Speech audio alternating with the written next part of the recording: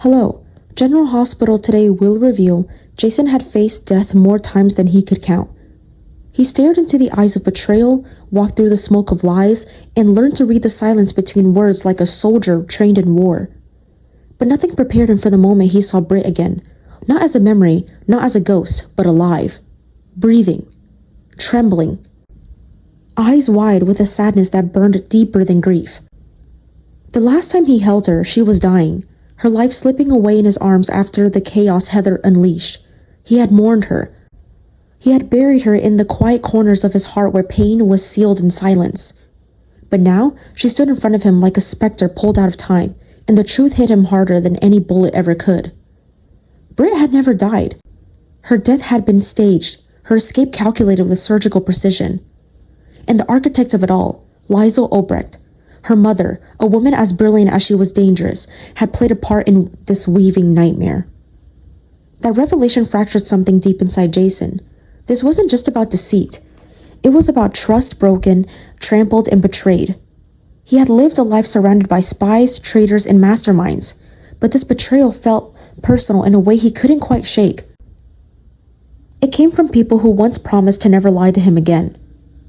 The storm in Britt's eyes told him everything before she even said a word. There was no room for pretense in the way her voice cracked, or the way her fingers twitched nervously as she no longer trusted her own body. And when she finally spoke, it was not relief that filled Jason's chest, it was dread. Britt confessed that she had witnessed Dalton's death, but what haunted her wasn't just the image of a man dying. It was the message it carried. Dalton didn't die from natural causes. He died because he tried to resist, because he dared to defy the ones controlling him. And Britt, in revealing this, showed her cards. She was no longer in control of her own mind, her actions, her freedom. She was being manipulated, monitored, perhaps even rewired. She spoke in disjointed fragments, her voice quivering under the weight of fear. She wasn't following orders in the traditional sense. The control over her was far more insidious: emotional terror, psychological fragmentation, and invasive technology designed to strip away identity. Each moment of her day, each breath she took belonged not to her, but to those who claimed ownership of her very existence. Jason knew then that Britt was fighting for her life from the inside out. He recognized the signs, the haunted pauses, the desperate glances, the coded language buried in between her words, and so he did what he always did best. He began to investigate in silence. He dove headfirst into the shadows, combing through forgotten WSB records, whispers on the black market, encrypted messages from rogue scientists, and scraps of information buried deep within the last known projects linked to Caesar Fison. One name kept surfacing: Project Helix, a program Fison had left behind, incomplete, unstable, and disturbingly ambitious. Its final phase was left in limbo until Cullum and Sidwell seized it and resurrected its twisted framework. Jason traced the origins of their work to Fison's obsession, not just with defeating Huntington's disease, but transcending it by manipulating the building blocks of thought itself.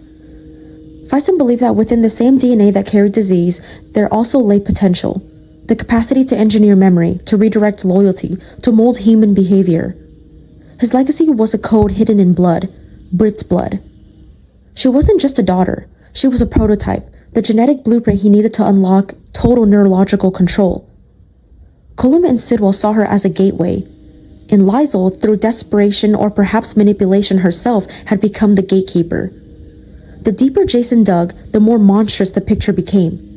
It wasn't just about genetic inheritance, it was about psychological design. They weren't just studying Britt, they were programming her. Jason uncovered evidence of neutral implants, microscopic nodes inserted under the skin, designed to send signals directly to the brain's emotional regulation centers. And somewhere buried in Black Site medical report was a chilling detail. Dalton's chip had been disabled just days before his death. That was his crime, refusing to submit. His death wasn't an accident. It was a warning. Jason pieced together the timeline. Britt had been rescued the night of her supposed death, sedated, transferred, and implanted with experimental tech before being revived. The trauma she carried wasn't just emotional, it was chemical, structural. Liesl had helped orchestrate her daughter's fake death not out of pure malice, but to shield her from Heather and the chaos that night had unleashed. But in saving her from one hell, she delivered her into another. The more Jason saw, the more he understood that he was never meant to see Britt again by chance. Every encounter since her return had been timed, orchestrated, scripted down to the look in her eyes. Someone wanted Jason involved. Someone who knew his weaknesses, his history, his compulsion to save the ones he loved. He was never a bystander. He was bait. Jason's reputation, his loyalty, his ability to neutralize threats, they weren't obstacles. They were assets, used against him. And Britt, she was both prisoner and messenger, bound by threats too unspeakable to voice. At times she would tremble as if suppressing some instinct to scream. Other times her eyes would glaze over for half a second too long, like something within her was glitching, resetting. Jason realized she wasn't just being watched.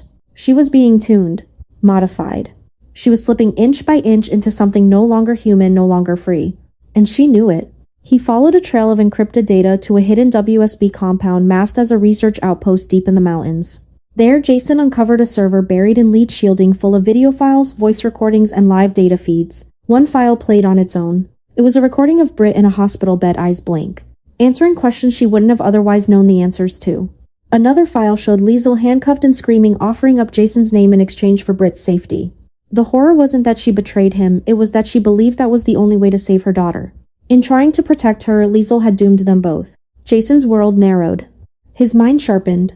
Every instinct told him this wasn't just about rescue, it was about dismantling the entire system before it claimed Britt permanently. He had no idea how much time he had left. Britt was fading. Her memories were being overwritten. Her identity repurposed. She was being sculpted into something new, someone useful. And if Jason didn't stop it, Britt would become the face of Faison's final legacy, a living weapon. Crafted not with bombs or guns, but with code, trauma, and DNA. Now the question no longer was whether Britt could be saved. It was whether Jason could reach her before she disappeared completely, and whether he was willing to burn down everything he once trusted to do it. Because to dismantle the machine that created this nightmare, Jason might have to destroy the last fragments of the world he once knew, including the very people he once called allies. When Jason uncovered irrefutable evidence that Britt's death had been meticulously staged with the covert assistance of someone deep within the WSB, a realization crashed over him with the force of a tidal wave. Britt could never have orchestrated this on her own. She was resourceful, yes, brave without question, but this level of deception, precise, multi-layered, flawlessly executed, was the work of professionals who dealt in manipulation as easily as others breathed. The deeper he dug, the more Jason began to see the outline of a mother's desperation bleeding into a predator's design. Liesl Obrecht, forever walking the razor's edge between science and madness, had struck a devil's bargain. In exchange for Britt's life, she allowed her daughter to become a living instrument, molded by the very hands they had once fought to escape. It was through encrypted medical logs and shadow communications between underground WSB operatives that Jason Tav discovered the existence of a compound, an unnamed, undocumented biochemical agent that had been injected into Britt's system shortly before her so-called death. The substance, referenced only by an alphanumeric string, rendered the subject fully conscious, physically functional, but neurologically compliant. It didn't paralyze the body, it paralyzed the will. Britt had been walking, speaking, living, but the core of who she was, the inner compass that guided her, had been compromised. She was quite literally a hostage in her own mind. Jason felt his stomach churn as he read the data. Cullum's work went beyond surveillance. It was control at the molecular level. But it didn't stop there. Tied to the biochemical cocktail was a biosensory implant, a living neural tether designed by Cullum and connected to Sidwell's experimental network. This wasn't just a medical procedure. It was architecture. A living experiment in behavioral programming disguised as treatment. Its systems hardwired to sync with Project Helix, the digital resurrection of Faison's most unholy ambition. Jason stared at the schematics, numb. The device fed on synaptic data and behavioral cues, quietly collecting, adapting, and if necessary, intervening. It could rewrite instincts, blur moral lines, alter truth. And Britt, Faison's daughter, was the test subject they needed to finalize its transition from theory to weapon. The horror that gripped Jason was not a sudden blow but a tightening vice. He began to replay every interaction he'd had with Britt since her return. The chance meetings, the staggered updates, the cryptic remarks, the uncharacteristic silences. What once seemed like emotional trauma now felt like calculated design. He was the target all along. Britt's return wasn't just a miracle, it was bait. Every encounter had been a thread pulling him closer into the trap.